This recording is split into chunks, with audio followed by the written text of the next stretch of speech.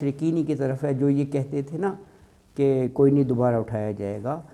کیا کر دے یختلفون فیہ، جو اختلاف کرتے تھے جس میں ولی عالمہ، دیکھیں یہاں بھی لام لیا گیا، اور تاکہ جان لیں الذین کفروا، کون جان لیں؟ الذین کفروا، وہ جو کافر ہوئے، انہم کانوا کاذبین، کہ وہ تھے جھوٹے.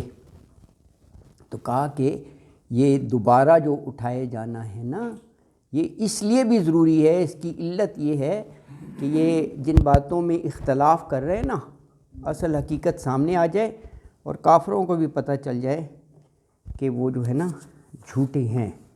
یعنی یہ وقوع قیامت اور بعث بعد الموت، اس کی حکمت بتائی جا رہی ہے.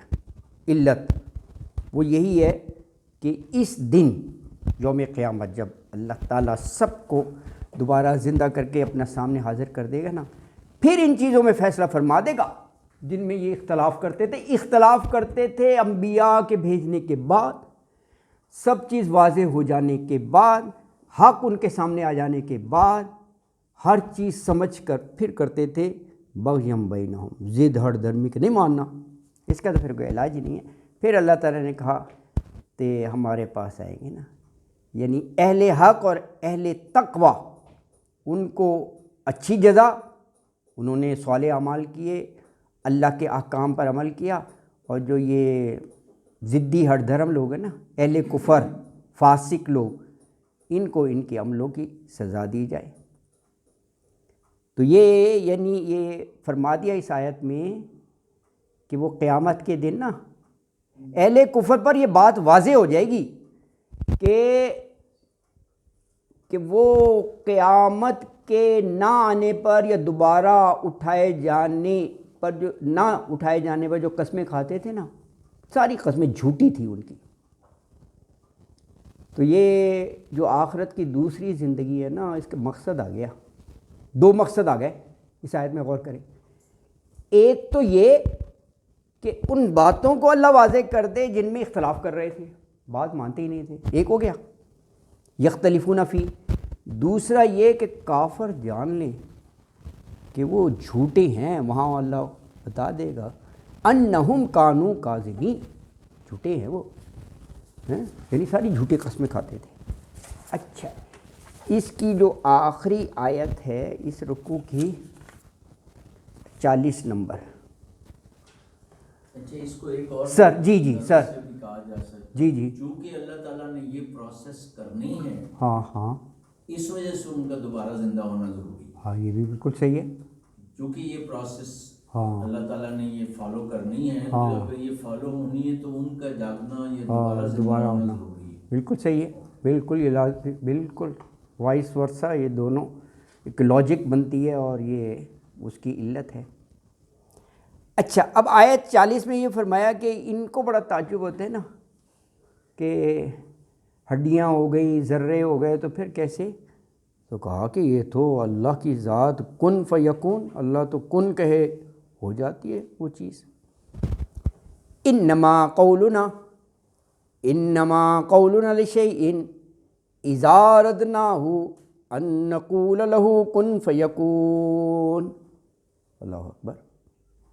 انما کلمہ حصر ہے کہ fact of the matter is, حقیقت یہ ہے کہ قولنا لشیء، اللہ کہہ رہے ہیں ہمارا قول، ہمارا کہنا لشیء کسی چیز کو، اذا اردناہ جب ہم ارادہ کریں اس کا، تو ان کے نقولا ہم کہتے ہیں، یہ نون مضارع کی علامت ہے، کیا کہتے ہیں؟ لو کن ہو جا، فیکون تو وہ ہو جاتی ہے.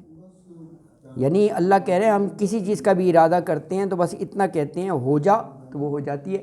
یہ سورہ یاسین پڑھے نا، اس کی سیکنڈ لاسٹ آیت بھی ہے، سیکنڈ لاسٹ ہے نا، وہ بھی یہی ہے کن فیکون کی. اور بھی ایک دو جگہ آیا ہے، یہ بڑا اہم موضوع ہے.